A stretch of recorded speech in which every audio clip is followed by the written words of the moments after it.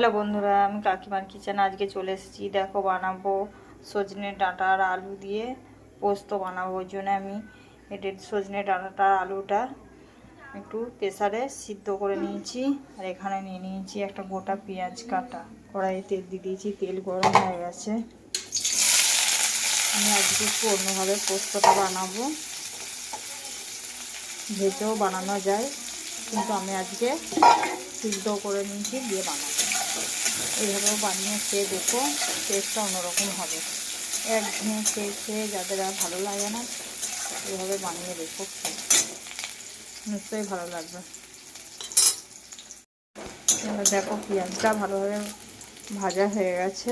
আমি এবার সিদ্ধ করে রাখা আলু আর ডাঁটা দিয়ে দেবো।